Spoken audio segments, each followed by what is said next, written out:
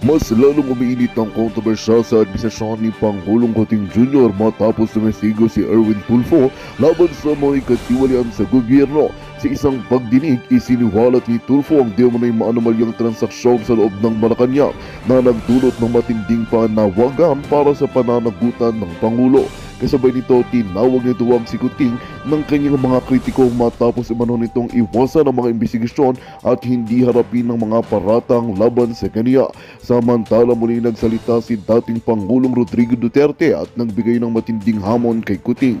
Ayon kay FPRRD, dapat patunayan ng kasalukuyang Pangulo na wala siyang itinatago at handa siyang humarap sa batas. Dagdag pa ni Duterte, hindi dapat manatili sa kapangyarihan ng isang lider na may kinakaharap na seryosong aligasyon ng katiwalian. Dahil dito, lalong lumakas ang ugong-ugong ng posibilidad ng isang mas malalimang imbestigasyon na maaaring magresulta sa malaking krisis sa administrasyon. Sa ngayon, patuloy na hinihintay ng publiko kung paano tutugon si Kuting sa mga bagong akusasyon at sa hamon ng kanyang dating kaalyado. Maraming Pilipino nag-aabang kung magpapakita ba siya ng tapang upang patunayan na walang bahid ng korupsyon ang kanyang pamamahala o kung mas pipiliin niyang manahimik sa gitna ng kontrobersya. Habang lumalakas ang panawagan para sa hustisya, malinaw na hindi basta-basta nawawala ang usaping ito sa mata ng bayan.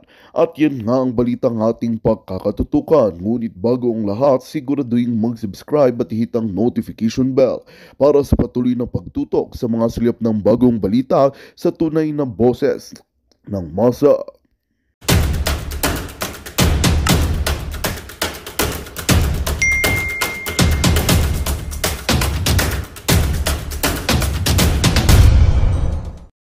Ito, Simulan natin sa litratong ito. Sa Facebook ito mismo, nakuha ko ha. Oh, ito malaswa itong picture na to. Oh, itong picture ni Abalos. Oh, sa Facebook ni Abalos ko to nakuha. Okay? Kayo po, tatanungin ko kayo. Ha? Saan po nagkaparehas si Abalos at itong mamang nakapula? Oo. Ito ay nasa pamilyang Marcos. Okay? Sige. Ilagay nyo dyan ha. Ilagay nyo sa comment section at sa susunod na vlog ko, babasahin ko yung mga komentaryo nyo. Yung unang mga 20 maglalagay dyan ng komentaryo. Oo. Na patungkol sa litratong ito. Babasahin natin sa susunod na vlog ha. Okay? Ang tanong, ano ang pinagkaparehas nila? Saan sila magkamuka? Sige, tanong ko sa inyo ha. Okay? Sagutin nyo ha. Sige, babasahin ko yan. Tungo naman tayo dito sa ating topic, yung speech ni PRRD. Pakinggan po natin at meron po akong gustong liwanagin dito. Itong paghahamon ni PRRD at pagtawag niya ng ulol kay BBM. Ang sarap isigaw yan. Totoo. Duterte. Alam nyo sa mga rally yan, at pag kami naiimbitahan magsalita doon sa mga campaign ni Pastor Kibuloy, yan talaga lagi namin sinisigaw. Duterte. Alam nyo, sa lahat ng kumakandidato ngayon sa senatorial balls, si Pastor Kibuloy ang pinakamalapit kay PRRD. Hindi niya iniwan si PRRD ha. Hindi. Kaya nga siya nakakulong ngayon dahil hindi niya iniwan to si PRRD. Pero eto, sige, pag-usapan natin itong speech ni PRRD. Alam mo kung ako ang durugista, kung may ganoon ako. Alam mo, napanood ko ng buo yung speech ni PRRD. Kayo ba, napanood niyo yung buong speech ni BBM? Nakakatamad yung kay BBM, no? I'm sure, pati kayo mga bashers, talagang halos hirap na hirap kayong panuurin yung speech ni BBM. Si PRRD, hindi. Talagang hanggang huli, ang sarap pakinggan. Umamin kayo, mga bashers. Plastic nyo, di ba? Pati nga yung mga vloggers, sigurado, buhay na naman ang channel nila. Humina kasi channel ng mga timbangagers, bakit? Kasi alam mo na, mahinang nila lang yung kanilang amo. 'Di ba? So humina yung mga vlogs ng mga yon. Pero buhay na naman sila ngayon kasi pag-uusapan nila si PRRD, titirahin na naman si PRRD. Ganyan po ang Duterte. Pag nagsalita, balita. Oh, pag si BBM nagsalita, kalat. At bakit sa utak ko, bakit hindi? Mhm. Total, kasama ko naman sa presidente sa hit-hitan. So, yung baski yung mga pulis, pati military, medyo, ano sila? Because of the incongruity. Hindi magkasya eh. Meron isang presidente na talagang bangag. Yun! Inulit muli, ha? Ito, malaman to sinabi niya. May isang presidente bangag. Okay? Coach Oli, bakit malaman? Dati niya nang sinabi. Tatandaan po natin, this is campaign period. At yung pagbanggit ni PRRD na ganyan, ay may ibig sabihin yan. Iyan ay paghahamon. Indirectly, ulit, kay Marcos ng drug test. Hahamunin kita ng drug test, pati ang partido mo. Kaya nga ako ay even there, Tito Soto and Lacson. Di ba nagpa-drug test kayo noon? Nung tumakbo kayo ng 2022? Nagpa-drug test kayo, di ba? Bakit? Dahil gusto nyo sabihin kayo ay hindi adik at merong adik dyan na tumatakbo.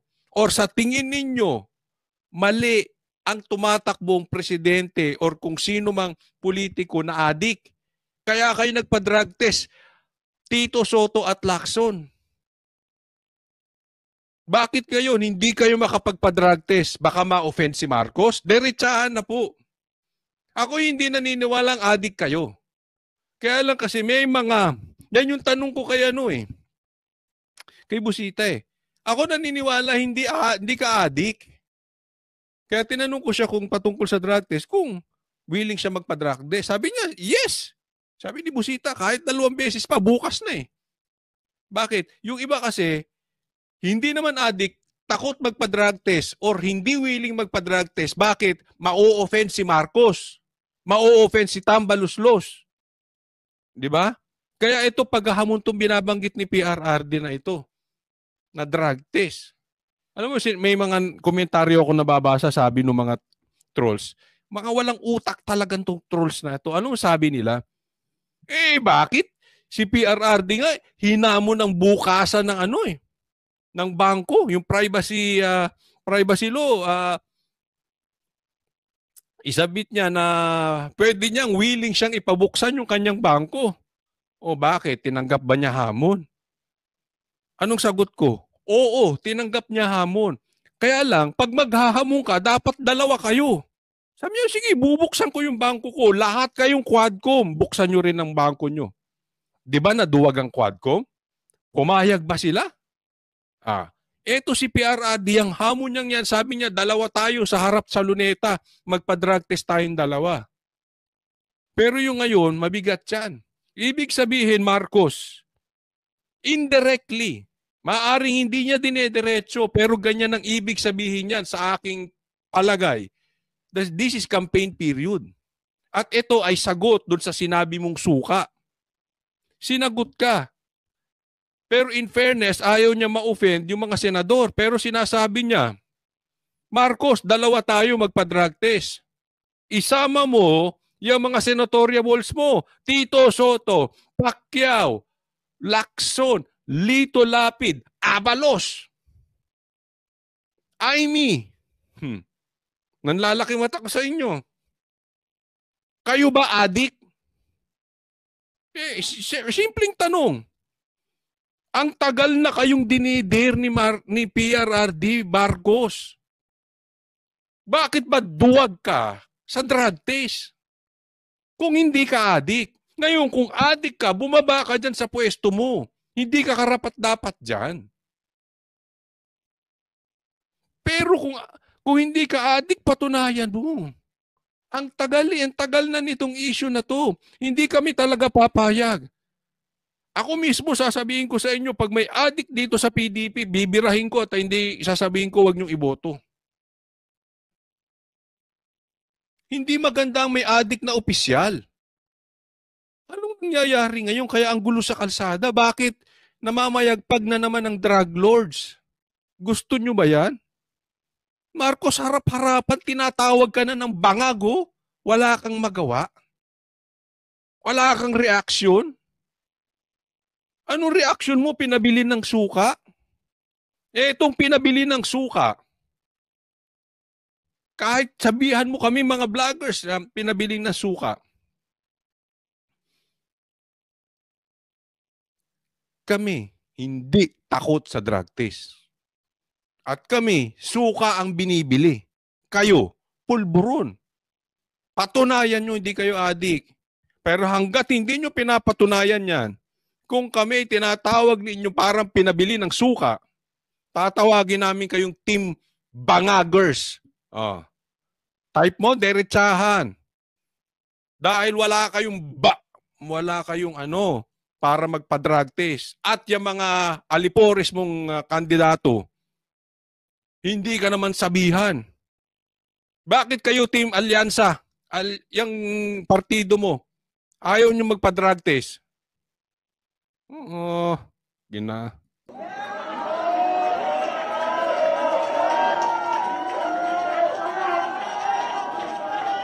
Hindi naman buang. Pero yung bisyo ng droga, long term yan. Maging ulol si Marcos. Tinawag ka ng ulol, tinawag ka pang bangag, wala ka namang magawa. Ayaw mong patunayan.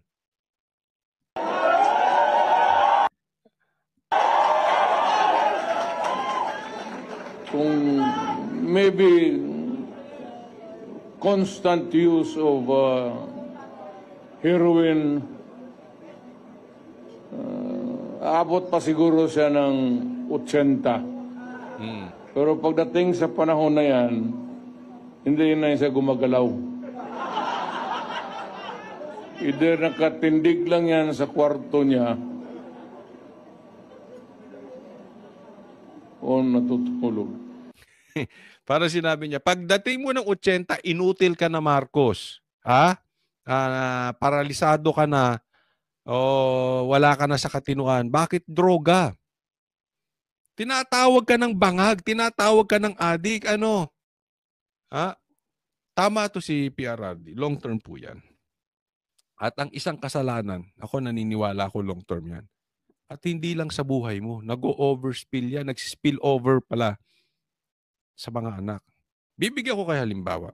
Of course, there is always an exception to the rule. Hindi parate. Ang sinasabi ko lang, kadalasan ganito. Tingnan ninyo. Pag ang tatay adik, ang anak adik, tuloy-tuloy yan through the generation until such time merong kumat. Sabi nung apo, ayaw ko na. Nakita ko na ang pagkakamali at problema ng pag-aadik. Babalik ako sa Diyos. Doon pa lang mai-stop. Pero sumpa yan. Pansinin nyo, ang magnanakaw ang tatay, ang anak magnanakaw din. Long term lahat. Ang kasalanan po, long term. Umaapaw sa pamilya. Hindi lagi. Pero mas madalas, ganyan po ang nangyayari. You observe it. Kaya hindi po maganda yung drugs. Ang masama nito, di bali sana kung sa pamilya mo. Ang epekto ng drugs, nang-re-rape yan. Meron ako narinig na kwento. Even yung kapatid, ni-rape ng tropa. Yung anak, nire-rape ng adik. Ganyan po katindi yan. Tapos Marcos, tahimik ka. Tapos kayo mga senator, Ikaw, Pacquiao, asan ang yagballs mo? Tinawag mo magnanakaw si Marcos. Ngayon, andyan ka. Bakit hindi mo singilin yung mga ninakaw ni Marcos? Ngayon, sip-sip ka dyan. Ano ba talaga to? Kaya mga ganitong politiko, hindi nyo na dapat pinagkakatiwalaan yan. Alam mo, ngayon lang ako magsasalita ng vote straight sa isang partido. Ay, di. Pag tinignan mo talaga naman ang quality nitong mga partido, andyan ako kanina. Iba yung quality nito, ha? Aral tong mga ito. May utak. Alam mo, sinasabi nila sa comment section, i-address lang natin ito mabuti, ha? Kasi itong mga trolls, wala talagang utak. Itong mga vlogger siguro, mga trolls ni Marcos at saka ni Tamba, walang utak eh. Parang ang sinasabi nila, ay, triggered sila. Sinabi lang ng pinabili ng suka o parang nagtitinda ng suka. Naggagalaitin na. Pero kung kayo magsalita, ang lakas nyo magsalita kay BBM, hindi naman napipikon. Tanga! Hindi po mura yan. Alam mo bakit? Hindi triggered. Bigyan ko kayo ng halimbawa. I-compare ninyo. Compare nyong mabuti. Yung speech ni Marcos at yung speech ni Duterte. Sino mas stress? Sino mas mukhang triggered? Sino mas mukhang matanda? Sino mas mukhang pikon? Si Duterte naglalaro lang eh. Triggered? Tanungin ko kayo mga bashers na manunood kay Coach Oli. Sino doon sa mga nag-speech sa proclamation? Sino mukhang triggered? Sige? Kayo din, lagay nyo sino mukhang triggered. Kami pa napipikon, hindi. Sasagot kami. Ang sabi nga lang namin, Marcos, ginusto mo yan. Pero walang iyakan. Walang patawag sa tuwadcom. O dyan sa tricom, dyan sa threesome, kung ano man ang tawag nila dyan. Walang pikunan, walang iyakan. Kasi Marcos, yung binanggit mong ganyan, pumunta ka sa teritoryo ng vloggers, iyakin ka pa man din. Hindi mo kayang lumaban eh. Ngayon nga, bumawi ka na eh. Mamaya papakita ko sa iyo yung bawi ng grupo mo. Ngayon pa lang daduwag na kayo eh. Pakita ko yan. Pumunta ka dyan sa teritoryo ni PRRD asaran. Hindi po kami napikon, hindi po kami triggered. Sabi ko nga, taka siya talaga. Kung ako talaga political strategist ni Marcos o advisor, hindi ko pagsasalitain si Marcos dahil puro mali. Dapat, kung mautak ka, dadalin mo yung isang laban doon sa teritoryo, alam mong malakas ka. Saan? Sa droga. Saan malakas si Marcos? Hindi ko alam kung saan siya malakas. Wala akong maisip. Pero dadaanan sa insulto, asaran, hindi ka mananalo sa Duterte. Iiyak ka. Promise, iiyak ka. Sino mukhang triggered? Isip BP Sara nga pa TikTok pa. Parang nasa Japan pa nga ngayon. Namamasyal. Si Marcos, nangingiwi na. Napapraning. Sino mukhang triggered? Sige nga, pakikalat nyo sa mga bashers. Sino mukhang triggered? Sino mukhang pikon kami o sila? Hello? Yung amo nyo, iyakin. Next po tayo. Pambira itong mga ito. Tingnan natin. Alam mo, sana lang kung mamimikod sila Marcos, laban talaga sila ng asaran. Kung gusto mo ng asaran, asaran. Pero, huwag ka nagpapatawag ha. Mamaya, demanda kayo dyan. Gagayahin mo si Barbers. Papatawag yung vloggers. Gagayahin mo si Torre. Kapulis-pulis, nagdidemanda. Ay, nako. Pambira, Napuno ng mga maanghang na birada ang proclamation rally ng PDP laban sa San Juan. Si dating Pangulong Duterte bumanat na puro pangako lamang daw si Pangulong Bongbong Marcos at gumagamit umano ng droga. Nasa frontline ng balitang yan, Ria Fernandez.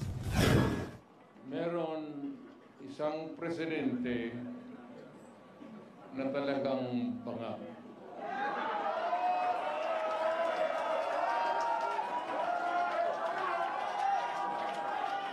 Hindi naman buang, pero yung bisyo ng droga, long term yan.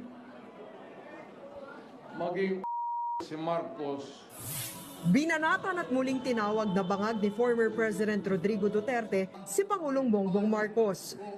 Tinan mo ko sino mas relax, ha? Apaka-relax dyan. Sa katunayan, tingnan nyo nung nagpapahype si Andrew E. ng tao. Mas na-hype pa ni Banat ba yung proclamation ni Pastor Kibuloy? Di ba? Hindi kami ako naniniwala ako, pinangahawakan ko mananalo PDP. Uulitin ko. Alam ni PRRD yung formula kung paano niya to ipapanalo. This man is not stupid. PRRD is not stupid. Kasi kung stupido to si PRRD, hindi to pinagtutuunan ng pansin ni Marcos, ng mga makakaliwa, ng mga NPA, ng mga komunista, ng makabayan black, at ng mga dilaw. Matalino to si PRRD. Alam niya kung kailan niya ipapanalo. Kalma lang kayo. Baka bago matapos ang February, may mangyari. Sabi niya yan ng pangunahan niya ang proclamation rally ng PDP ngayong gabi sa Club Filipino sa San Juan. maybe constant use of heroin, abot pa siguro siya ng 80. Pero pagdating sa panahon na yan, hindi na siya gumagalaw. Either nakatindig. Narinig niyo yung crowd? Sino mas mukhang pikon? Nakikita niyo magsalita. PRRD parang nagkukwento lang sa kanto eh. Lang yan sa kwarto niya. May patutsyada rin si Digong sa anyay mabagal na aksyon ng Administrasyong Marcos sa mga mahal na bilihin. Pag nasa gobyerno ka, ikaw yung nagdadala, you cannot give promises. Panay na lang ang pangako mo. Ngayon, kung yung presyo ng bigas, yung presyo ng pagkain para sa Pilipino, mas bababa ngayon. Hindi tinapos kasi dito ang sinasabi niya kasi, kung mas mababa ngayon, iboto niyo yung partido ni Marcos. Itong alyansa na duwag sa drug test. Alyansang duwag sa drug test. Diba? Yun ang iboto nyo. Kung tingin ninyo mababa ang presyo ng bilihin, sila ang iboto nyo. Yun yung in-explain, hindi lang pinatapos kanina eh. Diba? Kung sa tingin ninyo, kasi ganito yan, bakit po ibuboto yung mga datihan na hindi ka kontento sa nangyari? Diba? Alam mo yung sinabi ni Marcos na kaistupiduhan? Itong parang lang daw nagtitinda ng suka. Alam mo, tao sa tao,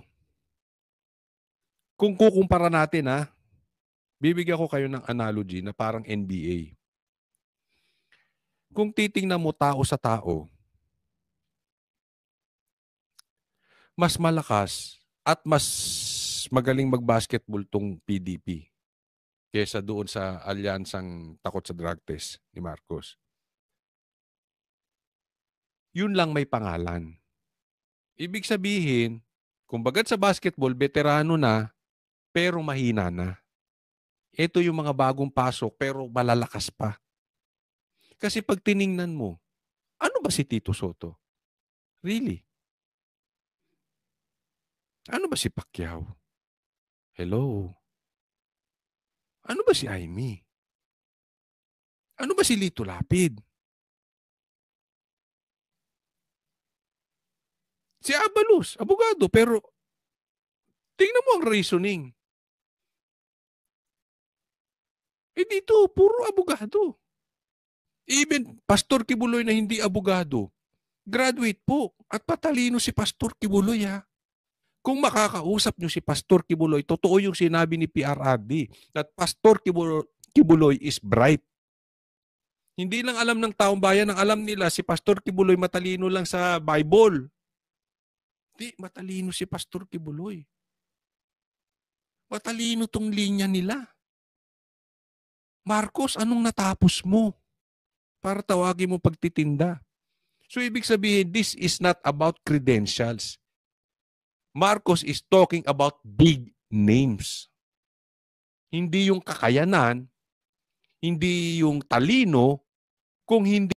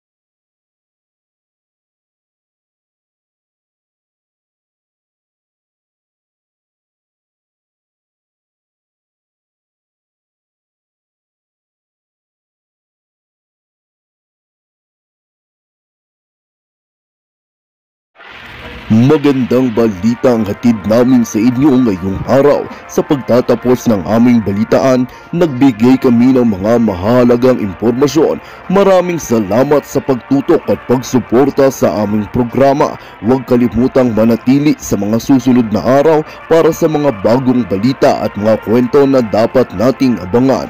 Mula sa Boses ng Masa, magandang araw Pilipinas!